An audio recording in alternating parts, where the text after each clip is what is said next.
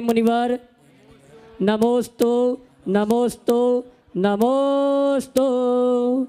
और आइए गुरुवर के आशीर्वाद से हम और आप शंका समाधान के कार्यक्रम में अपनी शंकाओं का समाधान प्राप्त करें। उसके पूर्व मैं आमंत्रित करूंगा गोमा डिग्री अतिशय क्षेत्र के समस्त पदाधिकारियों को, आदरणीय भरत जी, कुसुम जी, मोती जी के साथ, जिनकी भावना है कि मुनिवर का 2 साल तक हमें सानिध्य प्राप्त हो, इस भावना के साथ निवेदन कर रहे हैं। विधान भी चाहते हैं और मस्तकाभिषेक भी चाहते हैं। इस भावना के साथ गुरुवर के शीश वंदन करते हुए श्री प्रचार के आशीर्वाद प्राप्त कर रहे हैं। और मैं ट्रस्ट कमेटी के पदाधिकारी चाहूँगा अपनी बात गुरुवर के समक्ष रखें। आदरणीय सौरभ जी पाटौदी। एक मिनट आओ।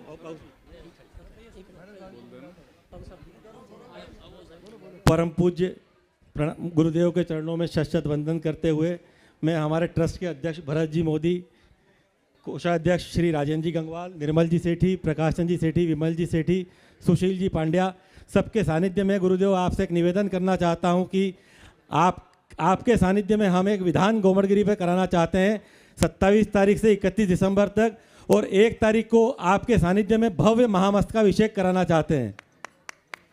आप अपनी स्वीकृति प्रदान करें गुरुदेव। इसी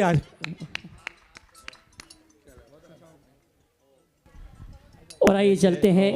देखिए, गोमड़गिरी का निवेदन तो बहुत पुराना है और गोमड़गिरी तो हमें जाना है, लेकिन कब जाना है और क्या रूप होना है इसके लिए प्रतीक्षा कीजिए। जब निमित्त आएगा जरूर होगा। एक बार तो घोषित कार्यक्रम स्थगित हुआ, इसलिए हम थोड़ा सोच समझ के घोषित करेंगे ताकि आपके मनोभावों की पूर्ति बहुत अच्छे से हो जाए। बहुत बहुत आशीर्वाद, प्रतीक्षा कीजिए, काम हो जाए। गुरुदेव, हम आपकी स्वीकृति इसलिए जल्दी चाहते हैं कि हम आपकी भव्य आगवानी पूरे इंदौर के साथ में गोमड़गिरी पे करना चाहते हैं। बहुत बढ़िया, आशीर्वाद। चलो।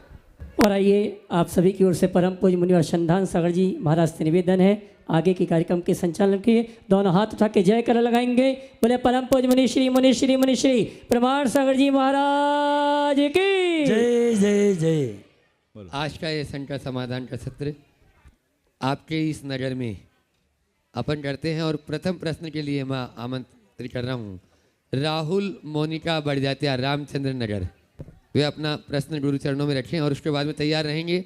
बाल शिक्षण शिविर बाल मंडल अंजनी नगर। दीजिए माइक पहुँचाइए। जिनका नाम बोले वहाँ तक माइक पहुँचा दे। नहीं, हाँ बोलिए। हाँ, दूसरा नाम बोलिए। दूसरा नाम बोलिए। हाँ बोल दिया। बाल शिक्षण शिविर बाल शिक्षण नहीं है, दूसरा बोलिए। गुरुदेव, द्वादशांग जिनवाणी के महत्वपूर्ण 4 अनुयोग हैं, उसमें सभी अनुयोग महत्वपूर्ण हैं, पर आजकल ऐसा चलन चल रहा है कि कोई भी महाराज जी या विद्वान प्रथमानुयोग पर प्रवचन करते हैं तो उनको महत्व नहीं दिया जाता है। प्रथमानुयोग की कथाओं को राग देश की कहानी बताकर उपेक्षित। हाँ बोलिए। प्रथमानुयोग की कथाओं को राग देश की कहानी बताकर उपेक्षित कर दिया गया है। गुरुदेव, हमारे बचपन के समय में मंदिरों में के ग्रंथालयों से प्रथमानुयोग के ग्रंथ बच्चों को पढ़ने के लिए दिए जाते थे, किंतु अब मंदिरों में प्रथमानुयोग के ग्रंथ कम देखने को मिलते हैं। ऐसा क्यों हो रहा है? देखिए, ये शुष्क अध्यात्मवाद के प्रचार का दुष्परिणाम है। आचार्य समंतभद्र महाराज ने प्रथमानुयोग को बोधि समाधि निधानम कहा है, अर्थात वह बोधि और समाधि का निधान है, भंडार। तो हम प्रथमानुयोग के माध्यम से बहुत आसानी से तत्व ज्ञान प्राप्त कर सकते हैं। कथाओं के प्रयोग, जो भी पठन पाठन का उद्देश्य केवल किसी व्यक्ति के जीवन के विषय में जानना नहीं, अपितु उसके माध्यम से जीवन दर्शन को पहचानना। हम जब महापुरुषों के चरित्र को पढ़ते हैं, उनके जीवन में आगत उतार चढ़ाव को देखते हैं, तो हमारे लिए एक आदर्श मिलता है कि जब सामने वाले के जीवन में इतना उतार चढ़ाव आने के उपरांत भी उनने अपने जीवन में स्थिरता रखी, तत्व ज्ञान के बल पर, भेद विज्ञान के बल पर और धर्म आराधन के बल पर, तो हमें भी ऐसा तत्व ज्ञान, हमें भी ऐसा भेद विज्ञान, हमें भी ऐसा धर्माराधन करना चाहिए। ये प्रेरणा प्रथमानुयोग से मिलती है। इसलिए प्रथमानुयोग को इस तरह से उपेक्षित करना कतई उचित नहीं। समाधि के समय बाल बस एक ही प्रश्न है। ओम, चलिए एक ही प्रश्न करें। बाल शिक्षण शिविर बाल मंडल अंजनी नगर, जिनकी संचालिका है जादूगर परिवार की नीलम जी जैन, अपने बच्चों के साथ में वे प्रश्न करें। उसके बाद में आपके यहीं के राजेश जी जैन मीडिया प्रभारी इंदौर, जो आपकी फ़ोटो अखबारों में छपवाते रहते हैं। महाराज जी के चरणों में 3 बार नमोस्तु नोस्तु नमोस्तु। छुल्लक जी के चरणों में 3 बार इच्छामी इच्छामी इच्छामी। महाराज जी, हमारे स्कूल में पढ़ाया जाता है कि पृथ्वी गोल होती है, वह ग्रह भी गोल होते हैं और वह सोलर सिस्टम में होते हैं। अपने जैन धर्म के अनुसार पृथ्वी फ्लैट होती है, परंतु हम कैसे जाने कि ग्रह किस प्रकार के होते हैं और कहाँ होते हैं? बहुत अच्छा सवाल है। प्रयास ऐसा सवाल आता रहता है। बेटा, इस विषय में हमको 2 बातें जानना चाहिए। पहली बात तो ये समझो कि न तो हमारे शास्त्रों में लिखी बात गलत है और न ही विज्ञान की बात गलत है।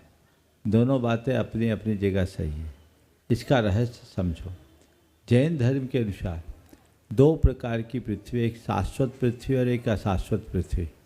हम लोग जहाँ रह रहे हैं ये अशाश्वत पृथ्वी है और हमारे शास्त्रों में जो वर्णन है वो शाश्वत पृथ्वी का है। शाश्वत पृथ्वी एकदम फ्लैट, लेकिन हम भरत और ऐरावत क्षेत्र में रहने वाले लोग, उनके ये धरा अशाश्वत है। भरत और ऐरावत क्षेत्र के आर्यखंड में काल के प्रभाव से वृद्धि हानि होती है। तो ये धरती एकदम फ्लैट थी जब भोग भूमि था। भोग भूमि से जब कर्म भूमि के रूप में धरती परिवर्तित हुई तो ऐसा लिखा गया कि ये धरती 1 योजन ऊपर उठ गई। तो धरती अचानक 1 योजन उठी तो ऐसी तो नहीं उठी कि किसी ने नीचे से जैक लगा के उसको उठा दिया।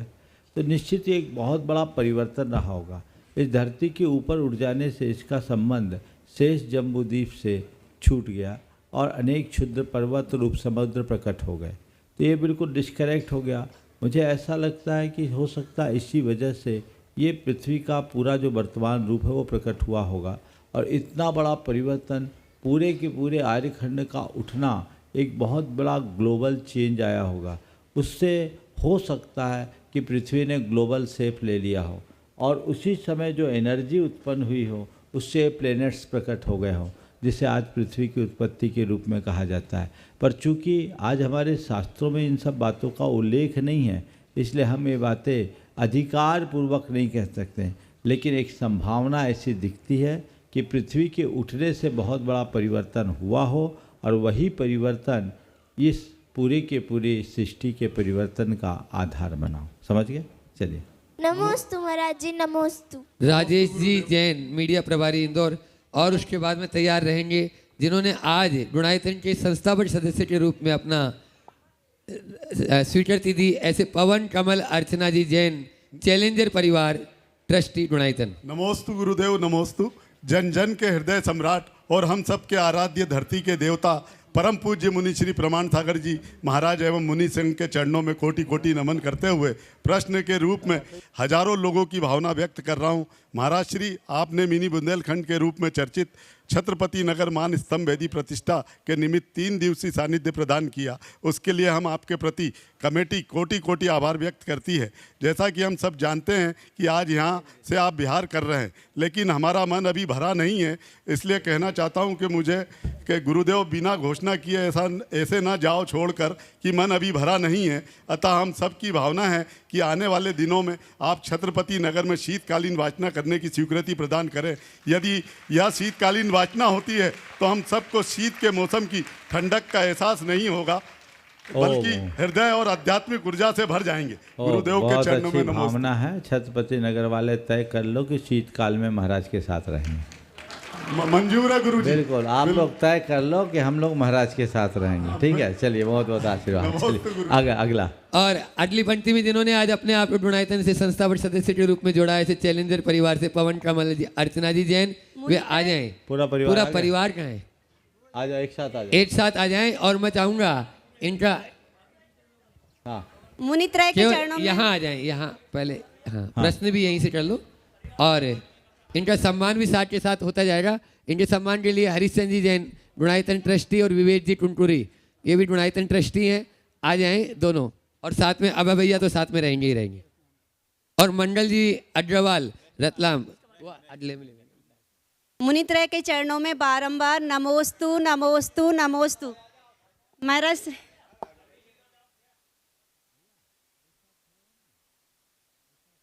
आप भी आ रहे हैं दीदी, आ रही हैं। हाँ, चलो। महाराज श्री, मेरी शंका ये है कि आदिनाथ भगवान को 1000 वर्ष लगे थे केवल ज्ञान प्राप्त करने में, और महावीर भगवान को 12 वर्ष लगे थे, लेकिन भरत चक्रवर्ती को अंतर मुहूर्त में केवल ज्ञान हो गया। तो इसके पीछे क्या वो है? ये हर जीव की अलग अलग परिणति है, जिसका जैसा योग होना होता होगा। लेकिन इसका अर्थ ये नहीं समझना कि आदिनाथ भगवान की साधना कमज़ोर थी या भरत चक्रवर्ती की साधना प्रबल थी। ये संयोग है, किसी जीव को कम लगता है, किसी को अधिक। कुछ लोग तर्क देते हैं कि भरत चक्रवर्ती घर में ही वैरागी थे इसलिए इनको जल्दी मिल गया। ऐसा कथन ठीक नहीं।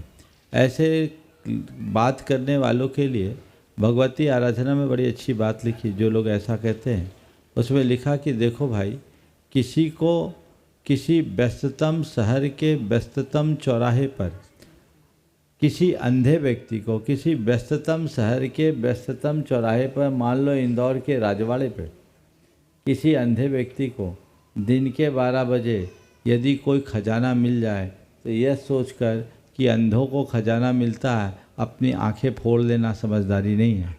किसी अंधे को मिल गया, लेकिन हर अंधे को ऐसा मिले ये कोई ज़रूरी नहीं है। इसलिए इसे एक संयोग मान करके देखिए और अपने आप को हमेशा धर्म ध्यान में लगाए रखिए। नमोस्तु महाराज श्री, नमोस्तु नमोस्तु।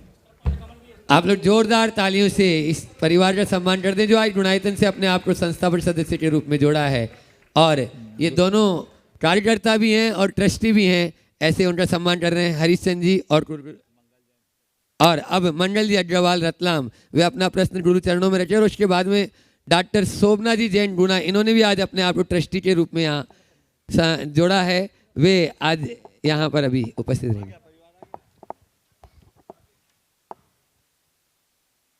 मुनि श्री प्रमाण सागर जी के चरणों में कोटि कोटि नमोस्तु नमोस्तु नमोस्तु। मुनि संघ के चरणों में नमोस्तु नमोस्तु नमोस्तु। हे गुरुदेव, मन की शंकाएं तो चलती रहती हैं गुरुदेव। आपसे एक शंका का समाधान चाहता हूं गुरुदेव। भव्य व अभव्य जीव को कैसे जाने गुरुदेव? क्या भव्य जीव जो है, भव्य जीव की दशा मन की कैसी होती है गुरुदेव? वो क्या सोचता है? उसके मन की दशा क्या, भाव, उसके भाव क्या होते हैं? और क्या भव्य जीव कभी अभव्य हो सकता है या अभव्य जीव कभी भव्य हो सकता है? ये मन की शंका है गुरुदेव। देखिए, पहले भव्य और अभव्य की परिभाषा। जो मोक्ष की प्राप्ति की योग्यता रखता है उसको बोलते हैं भव्य, और जो सिद्धि प्राप्ति की योग्यता से रहित है उसको बोलते हैं अभव्य। इसे दूसरे शब्दों में कहें, एक स्वर्ण पाषाण और दूसरा अंध पाषाण। स्वर्ण पाषाण को प्रोसेस करके सोना बनाया जा सकता है, लेकिन अंध पाषाण को कितना भी प्रोसेस करे वो नहीं होता।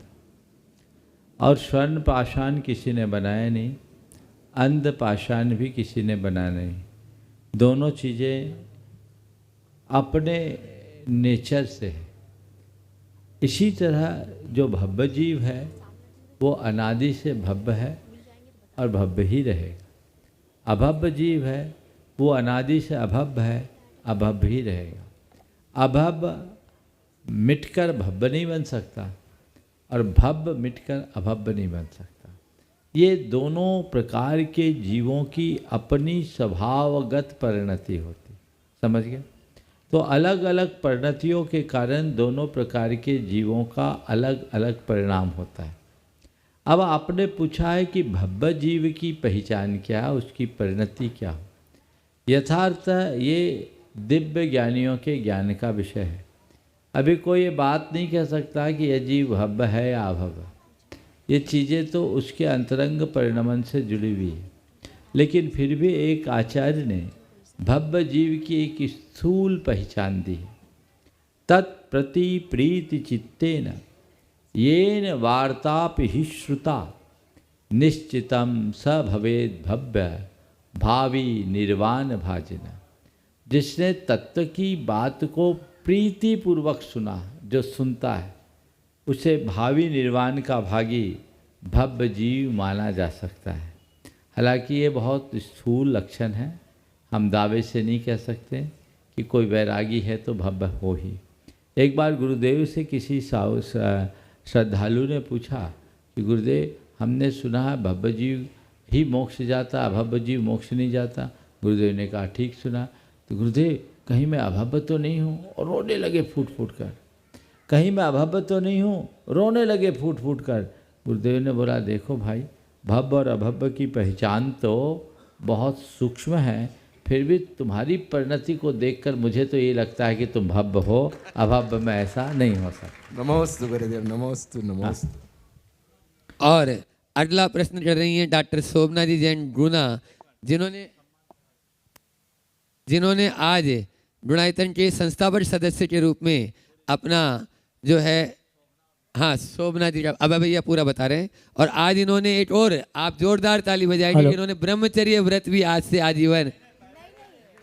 श्रीमान प्रमोद कुमार जी, श्रीमती संध्या जैन, डॉक्टर पहले से व्रत ब्रह्मचारी शोभना जैन गुना, इन्होंने आज गुणायतन ट्रस्टी के रूप में जुड़ने का सौभाग्य प्राप्त किया है और इनके सम्मान के लिए मैं आमंत्रित करूंगा भैया मंगल जी रतलाम, साथ में हमारे महिला मंडल की महिला आ जाएं यहाँ पर, अध्यक्ष या मंत्री जो भी जल्दी आ जावें सम्मान करने के लिए। हाँ जब तक सवाल कर लो आप। हाँ इसके बाद तो और अच्छा और इसके साथ भूपेंद्र जी भी बने, दोनों अलग अलग। इसके बाद भूपेंद्र जी का, इसके बाद सामने आओ भूपेंद्र साधना। आप सवाल करो, पहले सवाल करो। नमोस्तु महाराज जी। हाँ।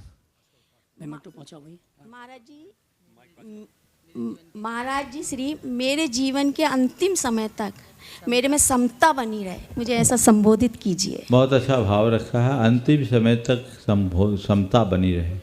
आप ये भावना रोज भाइये, दिन रात मेरे स्वामी, मैं भावना ये भाऊं, देहांत के समय में तुमको न भूलूं। दूसरी बात, ये बात हम लोगों की प्रैक्टिस में, हम लोग अपने हर क्रियाओं में समाधि मरणम हो मध्यम बोलते हैं। मरण समाधि से दुर्लभ, कर्मों का क्षय हो सदा सौख्यकारी। इसे एक मंत्र की तरह दोहरा लेते हैं, ऐसा न करें, बल्कि उस घड़ी ऐसा विजुअलाइज करते हुए बोले मानो मैं अपने समाधि मरण को धारण कर रहा हूँ। ऐसी भावना रखेंगे, सुनिश्चित उसके बहुत अच्छे परिणाम आएंगे। नमोस्तु महाराज। श्रीमान प्रमोद कुमार जी, श्रीमती संध्या जी, डॉक्टर ब्रह्मचारी शोभना गुना, जिन्होंने आज गुणायतन ट्रस्टी ग्रुप जुड़ने को अवसर प्राप्त किया। मंगल भैया पहुंचेंगे और महिला मंडल के पदाधिकारी सम्मान करेंगे। पहुँचे, जल्दी पहुँचे। इसी क्रम में आज जिन्हें गुरुवर का आशीर्वाद प्राप्त हुआ, बहुत दिनों से भावना थी और आज इनकी भावना पूर्ण हुई। श्रीमान प्राशु जी, भूपेन जी, साधना जी, कृतिका जैन, छत्रपति नगर, इन्होंने भी आज गुणायतन ट्रस्टी के रूप में जुड़ने का अवसर प्राप्त किया है। मैं चाहूँगा हमारी शायद ट्रस्ट कमेटी के अध्यक्ष इनका सम्मान करके जोरदार तरीके से सम्मान करें और इनके सम्मान के लिए मैं आमंत्रित करूँगा श्रीमान मनोज जी आटा चक्की बर्धमान, ये आ जाएंगे। गुणायतन ट्रस्टी सम्माननीय भूपेंद्र भाई जी का सम्मान का कार्यक्रम संपन्न करेंगे। और इस अनुष्ठान के सौधर्मेंद्र भी, और मैं कहना चाहूँगा सौधर्मेंद्र बनने का सौभाग्य प्राप्त किया और पिछला जो मानस्तंभ था इसी परिवार के द्वारा बनवाया गया था, चारों मूर्ति भी इसी परिवार के द्वारा, और नया मानस्तंभ भी इनके परिवार के द्वारा बनवाया गया और 4 मूर्ति के अलावा 1 मूर्ति आज और इनको विराजमान करने का सौभाग्य प्राप्त हुआ। ऐसे भूपेंद्र जी के लिए जोरदार ताली बजाकर सम्मान करें। उनके भाई भी आ जावे सभी यहाँ पर, जिन्होंने भूपेंद्र जी की भावना थी, समाज की जो भावना थी, तीनों भाइयों ने मिलकर पूर्ण की और आज गुणायतन ट्रस्टी के रूप में जुड़ने का अवसर प्राप्त किया। उनका सम्मान कर रहे हैं हमारे गुणायतन ट्रस्टी वर्धमान चक्की परिवार से भाई मनोज जी, और आप जोरदार तालियां आपकी बजना चाहिए छत्रपति नगर वालों की। ठीक है। ओ इसी क्रम में श्रीमान कमल कुमार जी, निशा जी, श्रीमान पवन कुमार जी, अर्चना जैन, छत्रपति नगर हो गया। और इसी क्रम में हाँ ब्रह्मचारी अविनाश भैया की प्रेरणा से गुणायतन ट्रस्टी बनने का सौभाग्य प्राप्त किया। श्रीमती अंगूरी जी भाई, उनके पुत्र वधु मनोज, सीमा जैन, अमन, शुभी, लांगली, वर्धमान परिवार, बीना, इंदौर, जिन्होंने आज गुणायतन ट्रस्टी के रूप में जुड़ने का सौभाग्य प्राप्त किया है। आप जन्मदिन मनाते हैं यहाँ वहाँ के काम में, लेकिन सीमा जी ने आज जन्मदिन मनाया है गुणायतन ट्रस्टी के रूप में। जोरदार ताली बजाएं और इनके सम्मान के लिए। और सुनो, मनोज जी ने उनको गिफ्ट दिया है, लेकिन अभी बेटी और दामाद उनका अलग है तो आपका अलग है, फिर भी आ जाओ सब। IES अमन जी। और इनके सम्मान के लिए आमंत्रित करूंगा कमल कुमार जी चैलेंजर भी आ जावे और सम्मान का कार्यक्रम संपन्न करें। साथ में विपुल जी भी आ जावे जो कि गुणायतन ट्रस्टी हैं। आइए जल्दी आइए। सूत्रधार निर्माण मित्र और इसी क्रम में निर्माण मित्र के रूप में जुड़ने का अवसर प्राप्त किया डॉक्टर जिनेंद्र जी, मनोरमा जी, राजेश जी, मुक्ता जी, अतिशय क्षेत्र छत्रपति नगर बुंदेलखंड, इन्होंने सभा प्राप्त किया है। वे आए परम पूज्य मुनिया के इसी चरण वंदन करते हुए आशीर्वाद प्राप्त करें। और इसी क्रम में सूत्रधार के रूप में जी आइए। हाँ, इसके बाद आइए गुरुवार के इसी चरण वंदन करते हुए आशीर्वाद प्राप्त करें।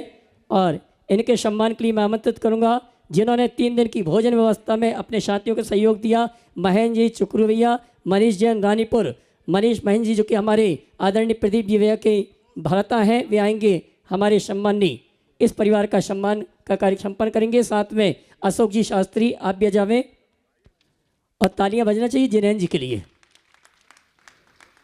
जिन्होंने निवेदन किया और इनके निवेदन को स्वीकार करते हुए घर छोड़ने के भाव इन्होंने किए हैं। आइए।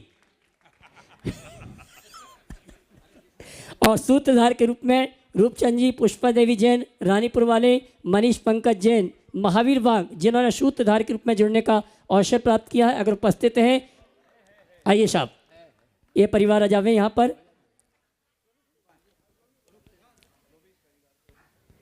और इनके सम्मान के लिए मैं आमंत्रित करूंगा हमारे मान स्तंभ पुण्याजक परिवार के तीनों भाइयों को। भाई भूपेन जी और भूपेन जी के दोनों भाई आएंगे हमारे सम्माननीय सूत्रधार परिवार का सम्मान का कार्यक्रम संपन्न करें। क्या बात, अच्छा सूरत वाले मुन्ना जी रानीपुर जो कि सूरत वाले हैं, श्रोमणी संरक्षक हैं, हमारे रूपचंद जी के भ्राता हैं। ऐसे परिवार के लिए जोरदार तालियां तो बजनी चाहिए। हाँ जी हो गया हो गया। और आइए चलते हैं पुनः संघ का समाधान के कार्यक्रम के लिए। क्षमा करना विपुल जी आ गए। और आइए श्रीमती नीलम जी जिन्होंने अच्छा थोड़ा रुकिए चलो बीच में प्रश्न लेते हैं। सुशील जी पांड्या इंदौर, वे अपना प्रश्न गुरु चरणों में रख रहे हैं। और उसके बाद में सुबी अमन जैन IAS मुंबई, वे अपना प्रश्न रखेंगे, अपने माता पिता के साथ में रहेंगे जो गुणायतन के आज ट्रस्टी बने हैं और जिनका जन्मदिन भी ऐसी सीमा जी के साथ। गुरुदेव के चरणों में बारंबार नमोस्तु नमोस्तु नमोस्तु। गुरुदेव, आजकल प्रायः देखा जा रहा है कि आपसी प्रेम के बजाय नफरत ज़्यादा भारी हो रही है। परिवार में एक दूसरे के प्रति प्रेम लगाव कम होते जा रहे हैं। आपस में बैर पैदा कर एक दूसरे के कपड़े फाड़े जा रहे हैं। गुरुदेव, समय पर कपड़े को तो रफू कर सकते हैं, परंतु जो दिल में, हृदय में, मन के अंतरंग गहराइयों में फाड़ हुई है उसे कैसे रफू करें? कृपया शंका का समाधान करें। ऐसा इसलिए है कि आजकल फटे कपड़ा पहन के चलने में ही लोग शान समझ रहे हैं। मानसिकता बदल गई। पहले अगर कपड़े फट जाए तो लोगों का दिल रोता था, अब तो हमने सुना फटे कपड़े का दाम ज़्यादा होता है। तो ये चीज़ें, ये एक हमारी मनोवृत्ति का द्योतक है। पहले जैसे तैसे हो लोग साथ रहने की भावना रखते थे, अब हर कोई अपना अलग राग अलापने में लग गया।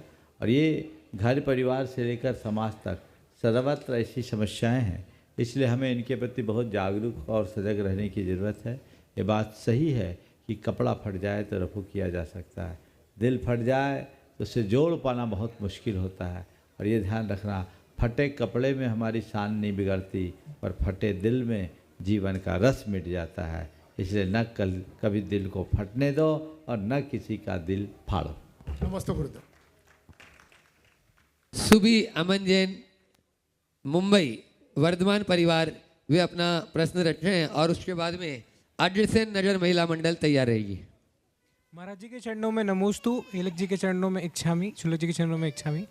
महाराज जी, आजकल के कंज्यूमरिज्म के युग में हमारी जो सारी पोस्टें हैं, जो हमारी सारी उपलब्धियां हैं, हम जब उसको दूसरे के या और लोगों से मिलते हैं, उनसे देखते हैं तो हमें वो कम लगती हैं। और ऐसा सबके साथ है, कोई यहाँ से वहाँ जा रहा है, अच्छे से अच्छे की खोज में हम लोग लगे हुए हैं कि हमें ये मिल जाए तो हमें और अच्छा लगेगा, हमें वो मिल जाए तो हमें और अच्छा लगेगा। तो महाराज जी, मेरी शंका ये है कि हम अपनी मनोवृत्ति कैसे बनाएं कि हमारे पास जो है हम उसमें संतोष हमें महसूस हो, और हम कब डिसाइड करें कि हाँ अब यहाँ पहुँच गए, अब यहाँ रुकना ठीक है। अध्यात्म की तरफ जब तक हमारी दृष्टि नहीं जाती, तब तक ऐसा चलता रहता है। व्यक्ति को आध्यात्मिक प्रेरणा लेनी चाहिए और नित्य ये सोचना चाहिए कि मेरे जीवन का लक्ष्य क्या है। जब व्यक्ति अपने आत्मा को ध्यान में रखता है तो बाकी सब चीज़ें गौण हो जाती हैं, और बाहर की बातों में उलझ जाता है तो वही चीज़ें हावी हो जाती हैं। हमें चाहिए कि हम आध्यात्मिक दृष्टि से जुड़े, जिससे जीवन को बेहतर बना सकें। अग्रसेन नगर महिला मंडल और उसके बाद में पद्मावती जैन वेंकटेश नगर तैयार रहेंगे। श्री गुरुवरों के चरणों में त्रिबार नमोस्तु नमोस्तु नमोस्तु। गुरुवर, मेरा प्रश्न आज का धर्म से हटकर है। गुरुवर, अधिकतर देखा जाता है कि आजकल डेस्टिनेशन शादियां बहुत हो रही हैं और एक एक मेहमान के ऊपर हजारों रुपए खर्च होते हैं। पर जब मेरा प्रश्न है, जब एक यूनिट बिलट के लिए सोशल मीडिया का सहारा लेना पड़े तो शादी में 500 मेहमान, बर्थडे में 300 मेहमानों का क्या महत्व है? गुरुवर, शंका का समाधान कीजिए। नमोस्तु नमोस्तु। आपने बहुत ही गंभीर बात उपस्थित किया है, लेकिन मुझे लगता है कि आज के समय में इन सब बातों को कोई महत्व नहीं देना चाहता। हम लोग न जाने कितनी बार बोल चुके कि हमें डेस्टिनेशन वेडिंग की परंपरा से बचना चाहिए, और यदि करना भी है तो वेन्यू पवित्र स्थानों पर होना चाहिए, धर्म स्थानों पर होना चाहिए, 5 सितारा होटलों में नहीं, जहाँ मूक प्राणियों की आहें, जहाँ नकारात्मकता है। लेकिन ये एक ऐसा चलन हो गया कि हर व्यक्ति उसे अपनी शान समझने लगा। क्या ना हो, व्यक्ति के पास पैसा है, खर्च करना चाहता है। पहले अनेक संतान होते थे तो थोड़ा हाथ खींच के रखता था, अब 1 ही 2 होते हैं, सोचते जो करना है कर लो। और विवाह, शादी आदि मांगलिक प्रसंग लोगों को अपने सोशल स्टेटस को उजागर करने का माध्यम के रूप में भी देखने लगे हैं लोग, कि इससे हमारा सोशल स्टेटस दिखेगा। मैं आप सबसे कहता हूँ, नकारात्मक दिशा में अपनी शक्ति का, अपने संसाधन का, अपने धन का अपव्यय न करें, उनसे बचे। आप इसकी जगह किसी धर्म स्थान पर या स्थानीय स्तर पर, सीधे साधे स्तर पर संबंध करें, और जो लाखों रुपया वेन्यू और कैटरिंग में फालतू फूंक रहे हैं उसको बचाकर उस जोड़े के नाम से कोई जनहित का काम कर दें, सारे देश में लेकर आए। हो सकता है कई लोगों ने किया। हमारे संपर्क में एक रमेश जी अग्रवाल सरावगी हैं कोलकाता में, उन्होंने अपने बेटे की शादी में फालतू की चीज़ें हटा दी, और उसको हटाने के बाद उन्होंने 108 आदिवासी कन्याओं का रांची में मोराबाद स्टेडियम में विवाह कराया। पूरा मीडिया कवरेज किया, राज्यपाल उसमें उपस्थित हुए। ये एक रचनात्मक दिशा है। क्या हम ऐसा नहीं कर सकते? भारत जैसे देश में, जहाँ आज भी हमारे समाज में बहुत सारे लोग पिछड़े और अभावग्रस्त लोग हैं, हमें इनको ध्यान में रखना चाहिए। जब कोविड का दौर था तो महाराष्ट्र के किसी हमारे ही समाज के धनपति ने अपने बेटे के विवाह में शायद 100 या 200 लोगों को मकान बना करके दिया था। ये एक रचनात्मक काम है। आप इस तरह के कार्यों में अपना पैसा खर्च करें तो बात समझ में आता है। बस केवल लोगों के बीच अपना रंग जमाने के लिए आप करो तो मिलता कुछ नहीं है। लोग जाकर जब विवाहिक कार्यक्रमों में लौट कर आते हैं, लोगों का ये भ्रम है कि लोग हमारी प्रशंसा करते हैं। यथार्थ प्रशंसा नहीं, लोग कंपैरिजन करते हैं। उसकी शादी में वो चीज़ अच्छी थी, उसके शादी में वो अच्छा था, इसमें ये कम रह गया, इसमें ये बुरा हो गया। माने लोग कॉम्प्लीमेंट कम, कमेंट्स ज़्यादा करते हैं। इसलिए हमें ऐसे कमेंट्स वाली बातों के अंधानुकरण करने का क्या उचित, हम खुद से विचार करें कि इसके लिए हम क्या कर रहे हैं। जब तक नई सोच विकसित नहीं होगी तब तक इसमें परिवर्तन कर पाना कठिन सा लगता है। नमोस्तु गुरुवर। पद्मावती जैन वेंकटेश नगर और उसके बाद में तैयार रहेंगे छत्रपति नगर महिला परिषद। पीछे जल्दी पहले से खड़े हो जाएं थोड़ा सा, या हाथों से दे ताकि माइक वहां तक पहुंच जाए। अभी तैयार रहेंगे, अभी खड़े ना हो। हाँ। महिला परिषद वाले तो हाँ दे दो। हाँ बोलिए। छत्रपति महाराज जी नमोस्तु महाराज जी। मैं मम्मी की तरफ से पूछ रही हूँ, अहंकार की आरी और कपट की कुल्हाड़ी यह संबंधों को काटती है, इन दोनों से दूर कैसे रहें? कृपा करके मार्गदर्शन कीजिए। बस अहंकार की आरी और कपट की कुल्हाड़ी हमारे पूरे परिवार के सुख चैन रूप वृक्ष को काट डालती। तो इसके लिए हम क्या करें, ये कुल्हाड़ी को कहीं टांग के रख दो, चलने मत दो। और ये अहंकार की आरी और कपट की कुल्हाड़ी को आप चाहते हैं कि इसका प्रहार हमारे इस जीवन के वृक्ष पर न हो, तो उन सबको धर्म की खूंटी पे टांग दो। एक बार टंग गई तो फिर उसका उपयोग नहीं होगा और हमारा जीवन सुरक्षित हो जाएगा। नमोस्तु महाराज जी। छत्रपति नगर महिला परिषद और उसके बाद में इस आयोजन के सौधर्म इंद्र और जिन्होंने पूरा मान स्तंभ बनवाया इसे, और गुणायतन के जो ट्रस्टी हैं भूपेंद्र कुमार जी, साधना जी जैन, देवरी वाला परिवार, गुणायतन ट्रस्टी।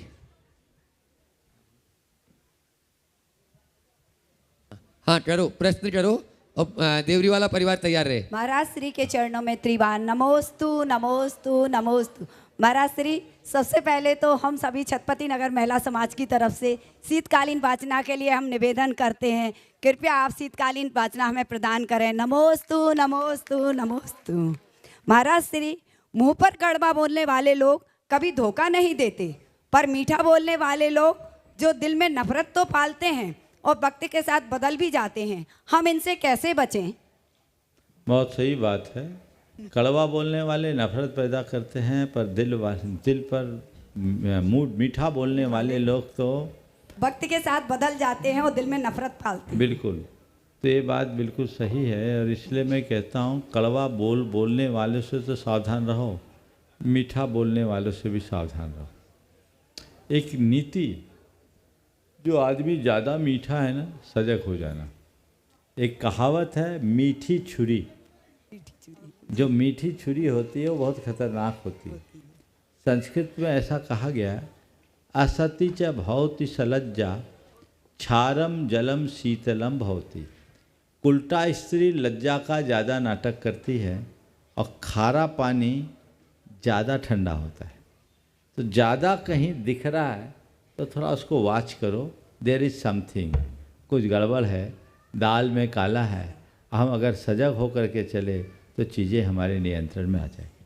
नमोस्तु महाराज श्री, नमोस्तु नमोस्तु। भूपेंद्र जी, साधना जी जैन, देवरी वाला परिवार, गुणायतन ट्रस्टी और सौधर्मेंद्र परिवार अपना प्रश्न रखें और उसके बाद में हे गुरुदेव नमोस्तु। विपुल जी जैन परिवार तैयार रहे। नमोस्तु नमोस्तु। गुरुदेव, ये समस्या मेरी नहीं है, अधिकतर ये पूरे सभी जगह मंदिर ट्रस्टों की समस्या हो सकती है, क्योंकि ट्रस्टी और पदाधिकारी क्या करें। कुछ गुरुदेव कहते हैं कि ट्रस्टी बनना ही नहीं चाहिए, कुछ गुरुदेव कहते हैं कि अगर आपके अंदर योग्यता है तो उसका उपयोग प्रभु सेवा में आपको देना चाहिए, इसलिए उस पद को आपको लेना चाहिए। अब ट्रस्ट का अध्यक्ष होना चाहिए या स्थानीय समाज का, चूँकि स्थानीय समाज छोटी होती है तो उसके चुनाव हमें किस आधार पर करना चाहिए? अध्यक्ष का चुनाव ट्रस्ट करे या समाज? कृपया हमारी शंका का समाधान। समाज है, संस्थान, इनके संचालन के लिए नेतृत्व तो चाहिए। अगर नेतृत्व नहीं होगा तो हमारी समाज बिखर जाएगी। तो हमें नेतृत्व को लेकर के चलना चाहिए। लेकिन अगर आपको नेतृत्व मिला है तो ये काम सेवा भाव से करना चाहिए और इसे अपना दायित्व भर समझना चाहिए। इसे अपनी बपौती नहीं बनाना चाहिए। कई जगह ट्रस्टों में जो साधुगण यदि निषेध करते हैं तो मेरे ख्याल से इसीलिए करते हैं कि ट्रस्टी बने हैं, करते कुछ नहीं, कब्र में पांव लटके हैं फिर भी ट्रस्टी हैं। और कुछ ट्रस्टों में तो ऐसी व्यवस्था है कि पीढ़ी दर पीढ़ी उन्हीं को ट्रस्टी बनना है, और वो ट्रस्टी बनने के बाद मंदिर मूर्ति आदि के व्यवस्थाओं में लोगों का हस्तक्षेप, बार बार हस्तक्षेप करते, रोक टोक करते हैं, भगवान की सेवा पूजा का भी कोई प्रबंध नहीं करते। तो ये चीज़ें ठीक नहीं, ये पाप का कारण है। न करे न करने दे, घोर अंतराय कर्म का बंध करेंगे। ऐसे लोगों के लिए क्या कहें। मैं एक स्थान पर था, वहाँ एक ट्रस्ट था। ट्रस्ट में सारे लोग बुजुर्ग थे और वहाँ की व्यवस्था यही थी कि पीढ़ी दर पीढ़ी उन्हीं के हाथ में व्यवस्था रहेगी। नयों को देते ही नहीं थे, नयों को देते ही नहीं थे। अब वहाँ उस परिसर में बहुत सारे कुत्ते भौंकते थे, रात में कुत्ते बहुत भौंकते थे। अब कुत्ते भौंके, हमारे साथ एक महाराज थे, उनको रात में नींद डिस्टर्ब हो जाए, अब कुत्ते भौंके ही भौंके, भौंके ही भौंके। तो एक दिन उन्होंने चर्चा में कहा कि ये कुत्ते बहुत भौंकते हैं। तो एक व्यक्ति ने कहा, महाराज हमारे बब्बा कहा करते थे ये सब पुराने ट्रस्टी हो सकते हैं।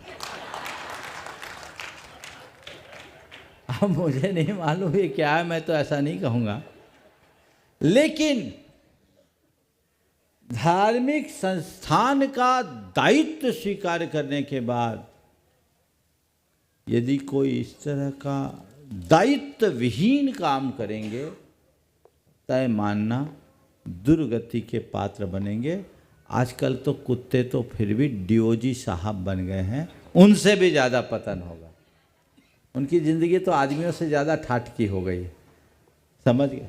तो ये चीज़ें समझना चाहिए, दुर्गति के पात्र बनेंगे। इसलिए यदि आपको किसी संस्था में जिम्मेदारी दी गई है, आप किसी संस्था से जुड़े हैं, आप उसकी एक इकाई बनकर काम कीजिए, सेवा भाव से काम कीजिए, और जब तक अपने से काम करते बने काम कीजिए। और ऐसा लगे कि हमसे काम करने में अब हम सक्षम नहीं हैं, तो योग्य आदमी को जिम्मेदारी दे दीजिए। और ये सुनिश्चित कीजिए कि किसी भी ट्रस्ट को, ट्रस्ट के संस्थापकों की जो मूल भावना है उसको सुरक्षित रख करके चलाया जाए, उसके उद्देश्यों में कोई कमी ना होने दी जाए। अब रहा सवाल समाज का अध्यक्ष बनना चाहिए कि नहीं, बनना चाहिए, लेकिन बिना चुनाव के। जब चुनाव होता है ना, तो चुनाव है, चाहे वार्ड मेंबरी का हो, चाहे लोकसभा का हो। आपके जो समाजों में चुनाव होता है ना, मैं तो समझता हूँ एमपी और एमएलए का चुनाव भी फेल हो जाता है। 7 पुस्तों की लोग निकाल देते हो। आजकल तो व्हाट्सएप महायुद्ध खूब होता ही है, मामला पूरा बिगड़ जाता है। मैं अक्सर कहता हूँ जहाँ चुनाव होता है, जीतता कोई भी हो, समाज हार जाती, क्योंकि उससे कटुता और वैमनस्य फैलता है। इसलिए इलेक्शन नहीं होना चाहिए। महाराज इलेक्शन नहीं हो तो फिर डेमोक्रेटिक व्यवस्था कैसे होगी? इलेक्शन की जगह सिलेक्शन हो। सिलेक्शन कैसे हो?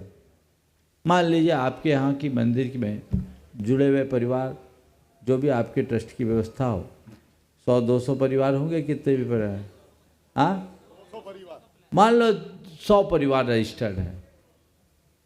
आप हर व्यक्ति, जो चुनाव का दिन हो, हर व्यक्ति जो आपके हर परिवार के एक मुखिया को एक बैलेट पेपर दें, उसमें 100 के नाम हैं, 100 के 100 उम्मीदवार हैं, कोई नॉमिनेशन नहीं, विदाउट नॉमिनेशन 100 के 100 की लिस्ट हो, और उनको कह दिया जाए आपको अपने पसंद का एक आदमी चुनना है, और जिसको सबसे ज़्यादा लोग चुन लें उसको अपना अध्यक्ष मान लो, और उससे कह दो कि तुम अपनी टीम बना लो, झगड़ा ही नहीं होगा और सबको मौका मिले।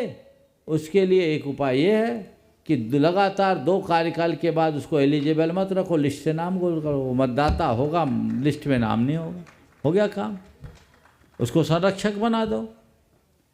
तो ये व्यवस्थाएं बनाने से समाज में प्रेम बढ़ेगा, व्यवस्थाएं अनुकूल होगी और किसी भी प्रकार की खींचातानी नहीं होगी। पहले समाज में ये सब चलता था। पहले जितने लोग होते थे उनको ज़बरदस्ती बिठाया जाता था, अब ज़बरदस्ती उठाना पड़ता है। बैठ गए तो उठने का नाम नहीं।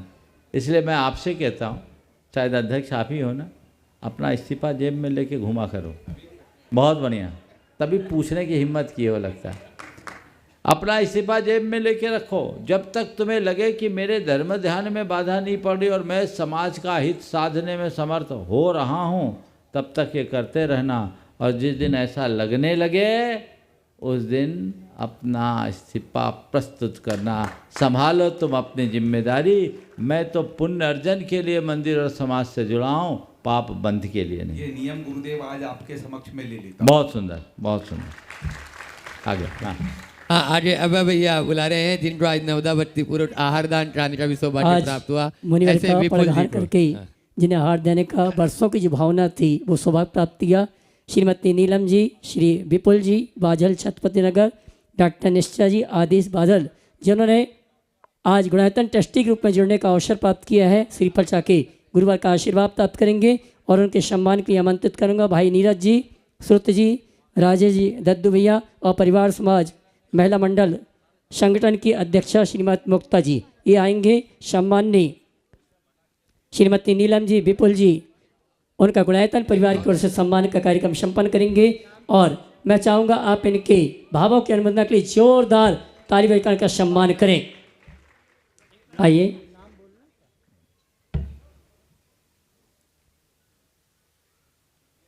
महाराज जी, इनकी बेटिया कुछ प्रश्न पूछेगी। हाँ हाँ पूछिए। हाँ हाँ हाँ, पहले ये हो जाए। एक मिनट पहले आ जाए, इसके बाद अगला नाम महाराज जी। हाँ तैयार है, खाली बस 2 ही अब हो पाएंगे, टाइम हो चुका है, जल्दी करें। ओम। एक बार जोरदार ताली बजा दीजिए। कर्मठ कार्यकर्ता आपके समाज के बहुत ही उभरती प्रतिभा है ये भी, विपुल भाई। और अब उनकी बेटियां प्रश्न कर रही हैं और उसके बाद में तैयार रहेंगी साधना जैन, सुखदेव नगर। वहां तक माइक पहुंचाओ जल्दी। नमोस्तु महाराज जी, नमोस्तु महाराज जी, नमोस्तु महाराज जी। महाराज जी, मैं सुबह की बात पुनः दोहराना चाहूँगी। आज रील्स से लेकर रियल तक का सफ़र पूरा हुआ। आज रील्स से लेकर रियल तक का सफ़र पूरा हुआ। दूरदर्शन से लेकर स्वयं अपने नयनों से दर्शन तक का सफ़र पूरा हुआ। लाइव देखने से लेकर लिविंग इन दिस मोमेंट तक का सफ़र पूरा हुआ।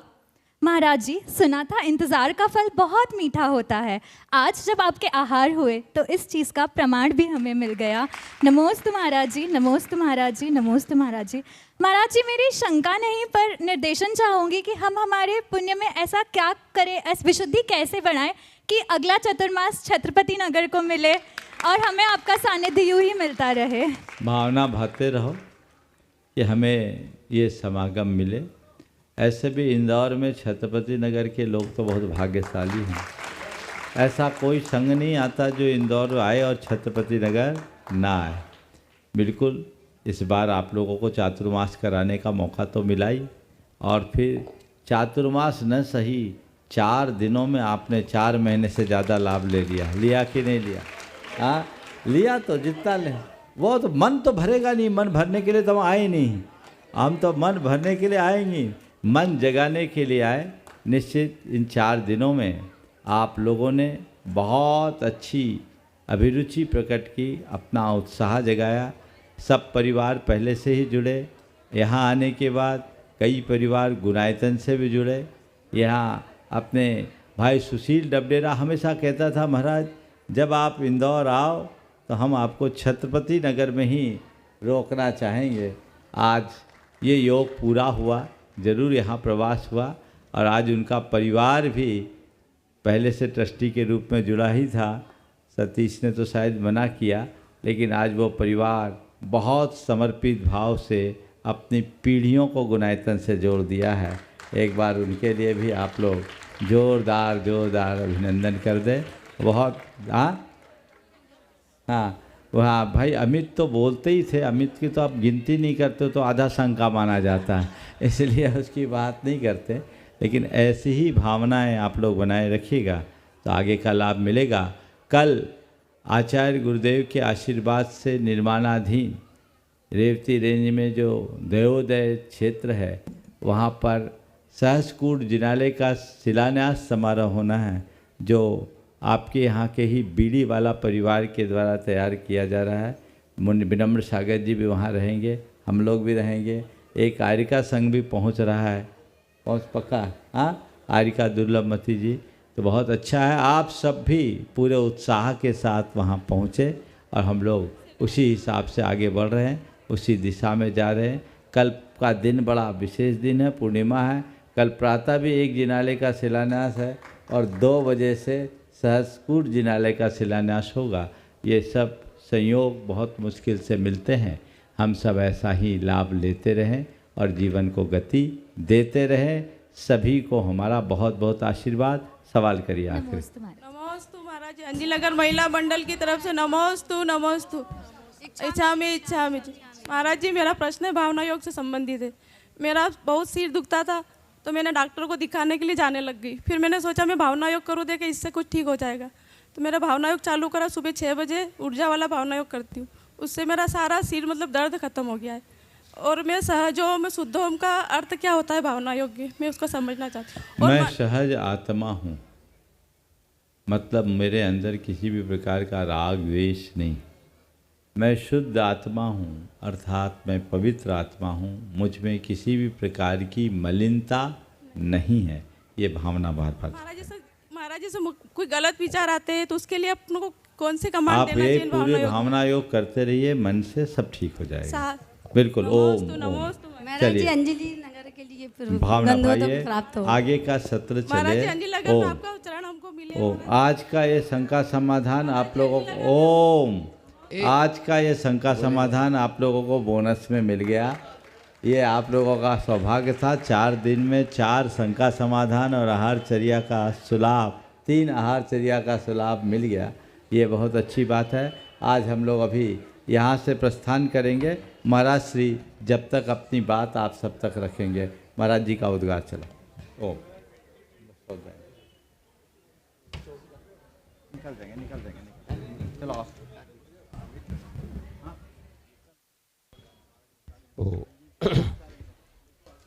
हो गया, करो अमित का समझ।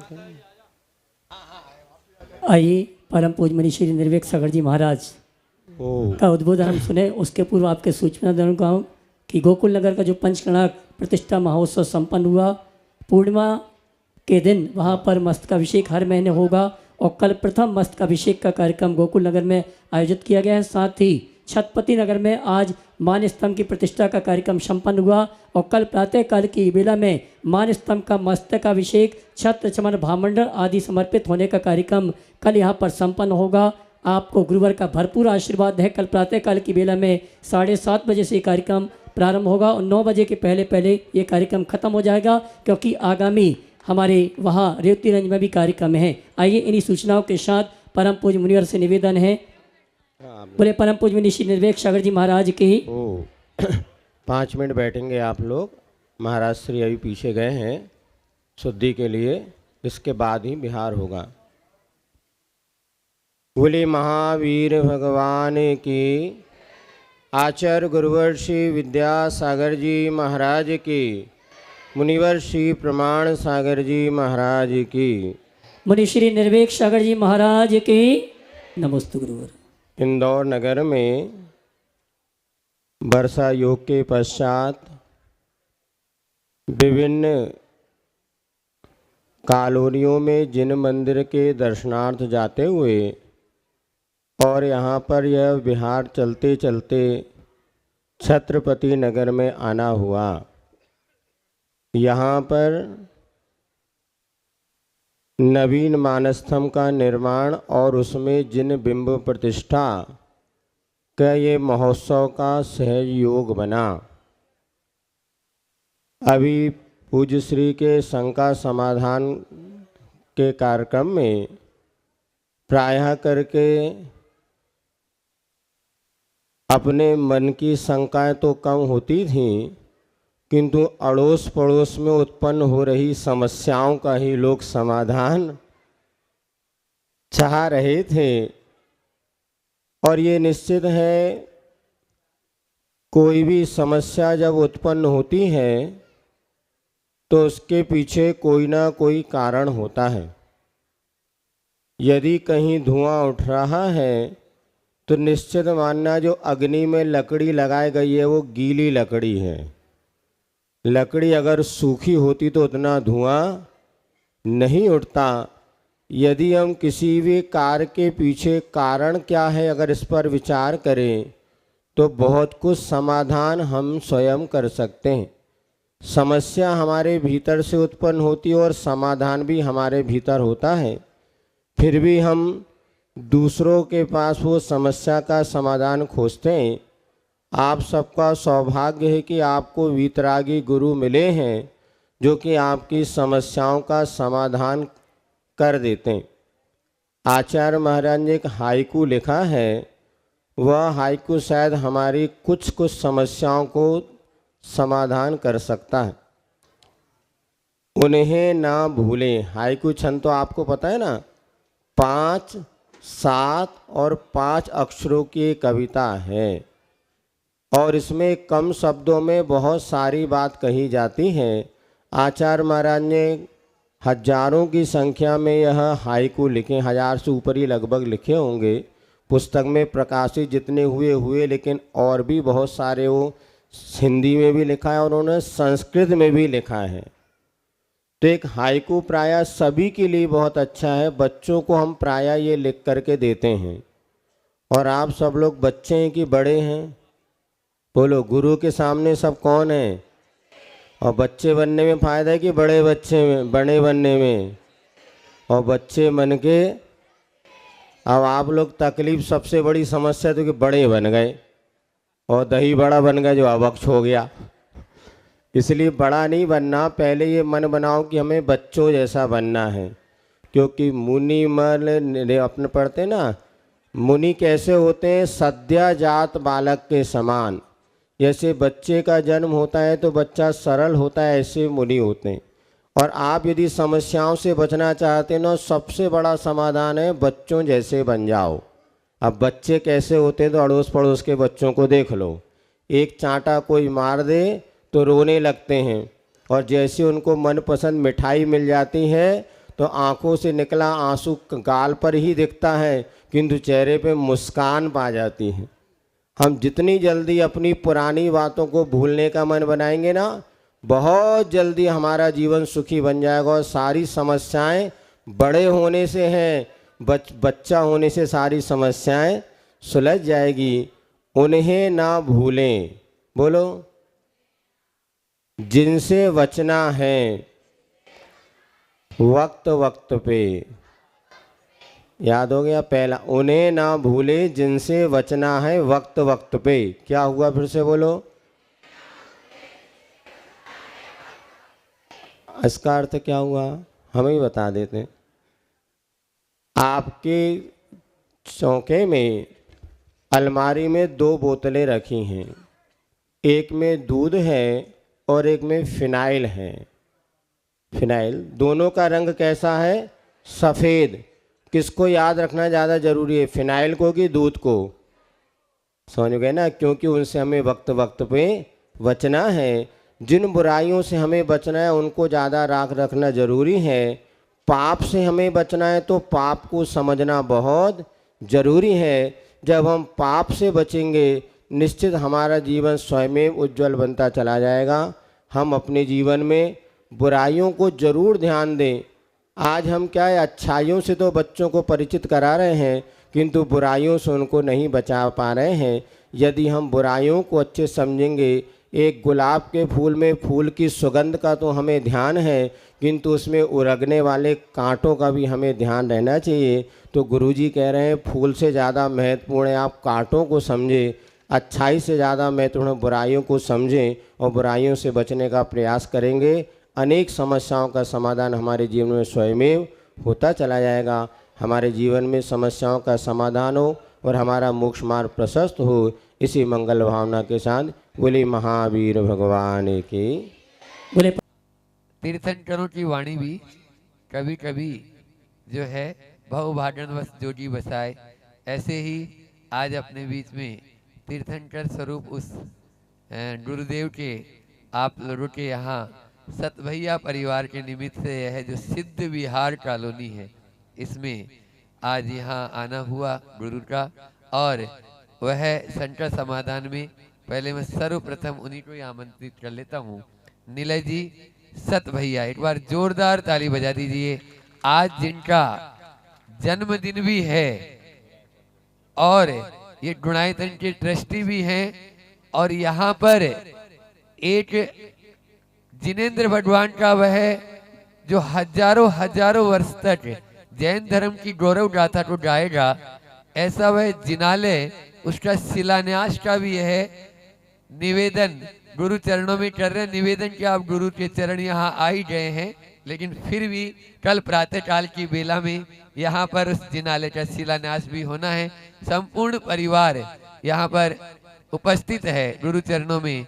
वे अपना नमोस्तु निवेदित करते हुए गुरु चरणों में एक प्रश्न करें और उसके बाद में जिनका देखो इनके बारे में बाद में बताएंगे। विजय कांता गंगवाल जो पूर्वांचल गुवाहाटी से अपने बीच में हैं, वे तैयार रहे। बोलो।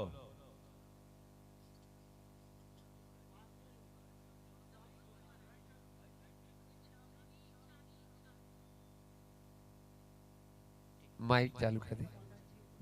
नमोस्तु महाराज जी, नमोस्तु महाराज जी, नमोस्तु। इच्छामी महाराज, इच्छामी। सर्वप्रथम तो महाराज जी, आज मेरी इस कॉलोनी पे आपके चरण पड़े, मैं बहुत मेरा पुण्य उदय होगा जो आपके यहाँ पे चरण पड़े। मैंने कभी ऐसा विश्वास नहीं सोचा था कि मैं इतना बड़ा पुण्य का भागी मुझे मिलेगा, भाग्य का फल मिलेगा। महाराज जी, मैंने बहुत परिस्थितियां खराब देखी हैं अच्छे, और कभी ये सोचा नहीं था, कभी ऐसा सोचता था कि भगवान पार्श्वनाथ भगवान, जहाँ मैं दर्शिया धर्मशाला में रहता था, तो ये सोचता था भगवान कि एक मकान मेरा हो जाए तो मैं धन्य हो जाऊं।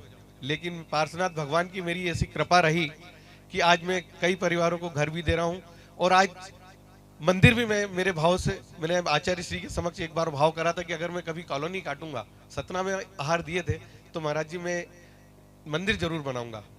आज पार्श्वनाथ विद्यासागर जी महाराज का वो सपना जो उन्होंने मुझे आशीर्वाद दिया था, आज मुझे खुद विश्वास नहीं हो रहा कि मैं उसको पूरा कर रहा हूँ। तो महाराज जी, ऐसा आपसे पूछना चाहता हूँ कि ऐसे कौन से पुण्य उदय होते हैं जिससे मंदिर बनाने की इच्छा भावनाएं प्रकट होती है और अंदर आई? देखिए, निश्चित ही आपका बड़ा प्रबल सौभाग्योदय,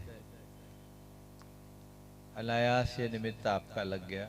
हम लोगों को यहाँ आना था, और जैसा सबको पता है कि कल रेवती रेंज देवोदय चैरिटेबल ट्रस्ट के अंतर्गत जो परम पूज्य गुरुदेव के आशीर्वाद से सर्वतोभद्र जिनालय बन रहा है, उस परिसर में एक सहजकूट जिनालय का शिलान्यास हो रहा है। हम लोग सर्वतोभद्र का नहीं, सहजकूट का शिलान्यास हो रहा है, जो बीड़ी वाला परिवार के सौजन्य से बन रहा है। हम लोग उसी के निमित्त जा रहे थे।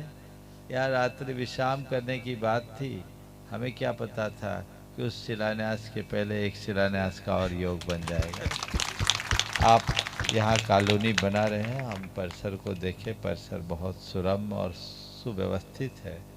आपने यहाँ का विकास भी किया है, लेकिन मेरा मानना है जब भगवान विराजमान होंगे तो यहाँ के लोगों का चौमुखी विकास होगा। मैं तो सभी लोगों से कहता हूँ जो कॉलोनियाँ बनाते हैं, वे थोड़ी सी सोच को बड़ी बनाएं। आप जो कॉलोनी बनाएंगे, आपके द्वारा तैयार कराए गए घर में रहने वाले लोग पाप भी करेंगे, और घरों के निर्माण में किंचित पाप भी होगा। तो एक ऐसा धर्मायतन बनाओ, जिनालय बनाओ, जहां आने वाले केवल पुण्य करे और तुम्हारे जीवन का उद्धार करे।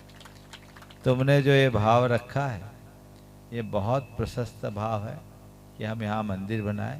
हालांकि ज़्यादातर कॉलोनाइजर इसलिए मंदिर बना देते हैं कि रेट बढ़ जाए, लेकिन रेट बढ़ाने के भाव से मत करो, अपने जीवन का पुण्य बढ़ाने के भाव से करो। निरय तुम ऐसा कर भी रहे हो। बहुत सुंदर मनोभाव आपने व्यक्त किया। मंदिर को अपने द्रव्य से बनाना, और उसके साथ साथ साधु संतों के रहने योग्य, साधु वसति का, संत निवास नहीं, हमारा मूल शब्द वसति का है, साधु वसतिका का भी निर्माण यहाँ होगा। ये बहुत अच्छी बात है। ये आपका बड़ा सौभाग्य उदय आया, और मैं समझता हूँ जो ज़मीन से ऊपर उठता है वो सदैव ज़मीन में जुड़ा रहता है, ज़मीन से जुड़ा रहता है। तुम कहीं भी पहुँच जाओ, शिखर का स्पर्श करो, पर ज़मीन से जुड़े रहोगे तो कभी पीछे मुड़ के नहीं देखोगे। बहुत बहुत आशीर्वाद। प्रण भी है यहाँ पर, मैं किसी भी खाने पीने वालों को प्लॉट नहीं देता हूँ। बहुत सुंदर। कई लोग मेरे पास आए, उनको मैंने हाथ जोड़ के मना करा, उन्होंने मुझे पैसे देने के लिए तैयार थे, उनको मैंने हाथ जोड़ के निवेदन करा कि मैं आपसे माफी चाहता हूँ, क्योंकि आप आए लेकिन मेरे कुछ सिद्धांत थे, मैं खाने पीने वालों को बहुत सुंदर, बहुत सुंदर। चलिए अगला। पूरा परिवार नीलय जी का जो है जो डोनाइतंड ट्रस्टी, एक बार जोरदार ताली से उनका स्वागत कर दें। और अब मैं आवाज दे रहा हूँ पूर्वांचल से अपने बीच में गुवाहाटी से विजय जी कांता डंडवाल जो डोनाइतंड ट्रस्टी हैं, वे अपना प्रश्न कर रहे हैं। और लोग 50वीं जब सालगिरह आती है तो कहीं कहीं घूमने जाते हैं, लेकिन इन दोनों का पुण्य देखो, जो गुरु चरणों में ही चलना है। अभी आके तुरंत बोले कि आके जो है हमें गुरु दर्शन करना है। अपना प्रश्न करें और उसके बाद मनोज अनामिका तैयार रहें। त्रय मुनि के चरणों में मेरे परिवार और दिगंबर जैन समाज का नमोस्तु नमोस्तु नमोस्तु। महाराज से मेरी शंका ये है कि मुनि आजकल समाज में ये देखने में आ रहा है कि लोग जब दाह संस्कार में जाते हैं तो शमशान घाट में पहले पानी का प्रचलन शुरू हुआ, उसके बाद चाय पानी का प्रचलन शुरू हुआ और अब चाय पानी नाश्ता का शुरू हो गया। मुनिश्री ये कितने विवेकपूर्ण है तथा सामाजिक स्तर पर इसका निषेध कैसे हो, कृपया मार्गदर्शन करें। देखिए, शोकगत अवस्था में तो ऐसा कल्पना करना भी उचित नहीं है। पता नहीं लोग कैसे ले लेते हैं और उनके हलक के नीचे उतर जाता है। ये बहुत अच्छी बात नहीं है। हमें ऐसी बातों का बिल्कुल परहेज करना चाहिए, प्रतिकार भी करना चाहिए। कुछ भी नहीं चलना चाहिए। और लोगों में अगर इतना भी संयम नहीं तो वो अपने जीवन में आखिर क्या करेंगे। ये घोर संवेदनहीनता का द्योतक है।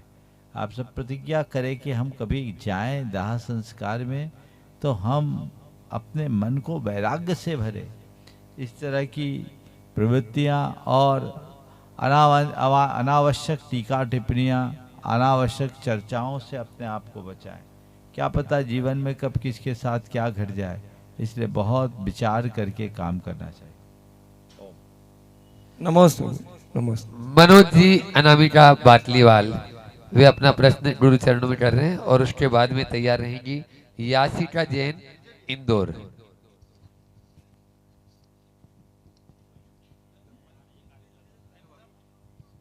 बोलो हे भगवान। परम पूज्य गुरुदेव के पावन चरणों में नमस्तु, संपूर्ण श्री संघ के चरणों में नमस्तु। इच्छा में गुरुदेव, कल एक प्रश्न अधूरा रह गया था छत्रपति नगर में, उसको मैं आज पूरा कर रहा हूँ। गुरुदेव, आपके प्रवचनों से कई बार आपने बताया कि आसक्ति से पाप का बंद होता है, निश्चित ही बंद होता है। लेकिन गुरुदेव, जब हम गुरुदेव के प्रति और भगवान के प्रति जब हमारी आसक्ति होती है तो उसमें फिर कौन सा पुण्य का बंद होता है? भाषा सुधार लो जी।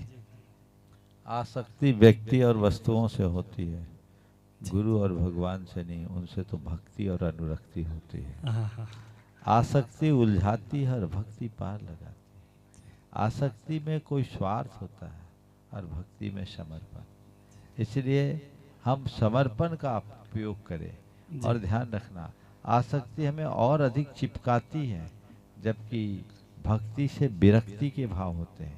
जो गुरुओं के प्रति, धर्म के प्रति हमारा लगाव बढ़ता है, भक्ति बढ़ती है, श्रद्धा बढ़ती है, संसार से अलगाव होने लगता है, वो विरक्ति को जगह देती है। इसलिए इसे आसक्ति समझना भूल है। ये परम भक्ति है जो हमारे जीवन का उद्धार करती है। नमोस्तु भगवान, नमोस्तु भगवान। यासिका जैन इंदौर, माइक वहां तक पहुंचा दे।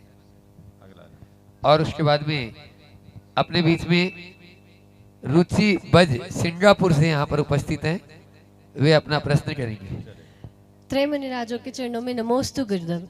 गुरुवर, मेरा प्रश्न यह है कि वर्तमान में जितनी भी ज्वलंत समस्याएं हैं, जैसे कि ग्लोबल वार्मिंग, जलवायु परिवर्तन, असाध्य रोग इत्यादि, क्या इन्हें भारतीय संस्कृति के पुनरुत्थान के रूप में नहीं देखा जा सकता?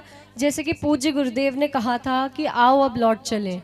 नमोस्तु गुरुदेव। बिल्कुल, यदि हम अपने मूल संस्कृति की ओर मुड़े तो इन समस्याओं को हम काफ़ी हद तक ठीक कर सकते हैं।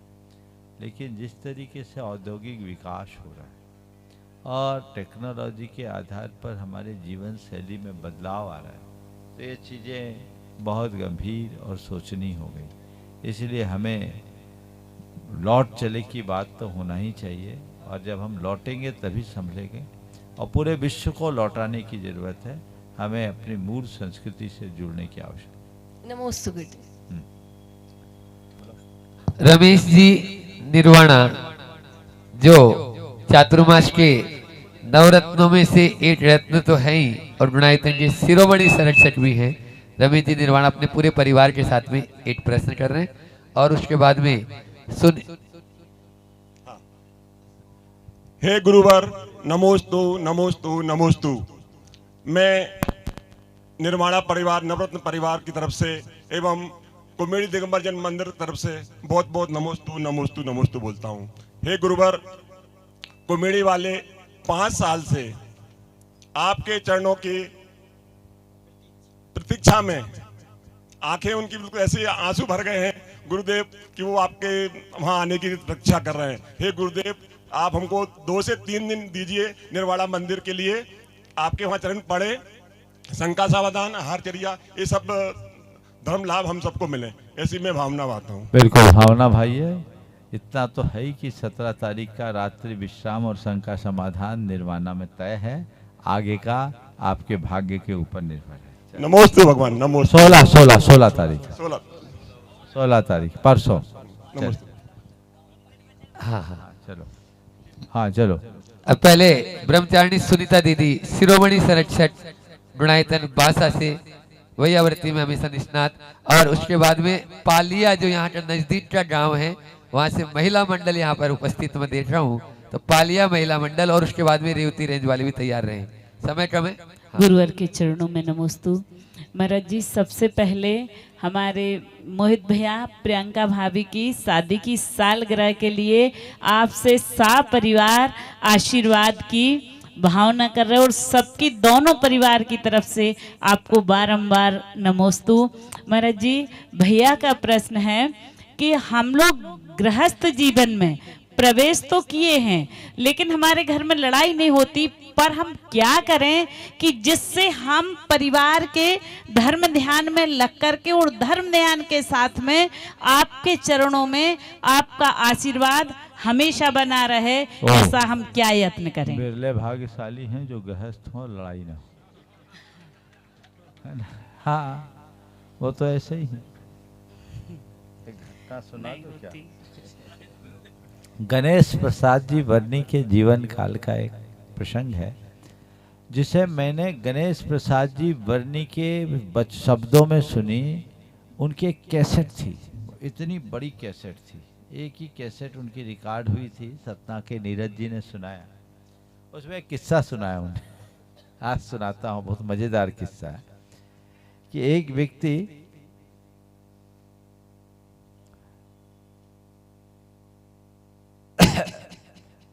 चला जा रहा था, रास्ते में थक गया, तो थकने के बाद एक कुएं की पाट में सो गया। कुएं की पाट थी, कुएं की पाट में लेट गया। अब नींद में उसको सपना है।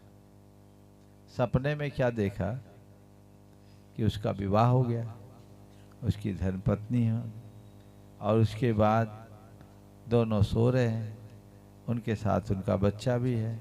अब पत्नी कह रही है तुम खिसको, बोल रहा तुम खिसको।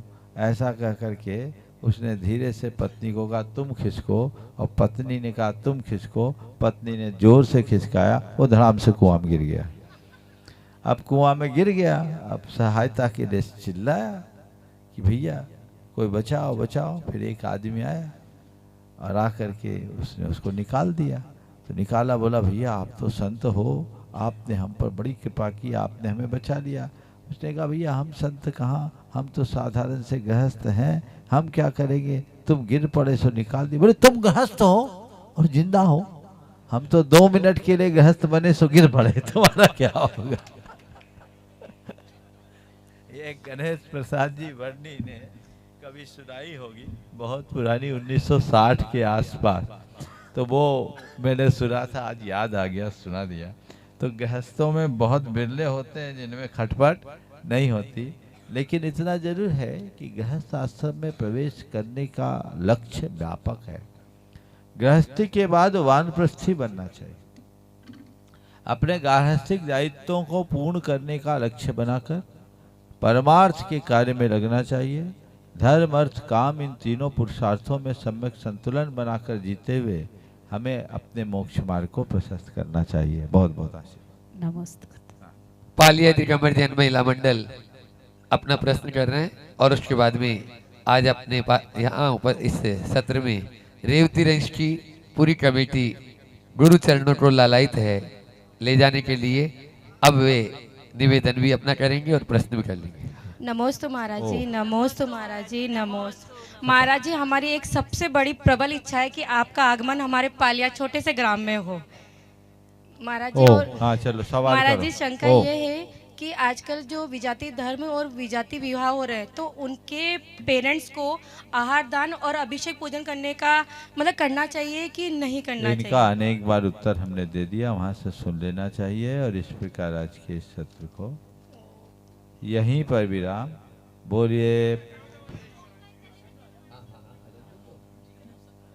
सत्र खत्म हो गया, ओवर समाप्त हो गया। नमोस्तु महाराज जी।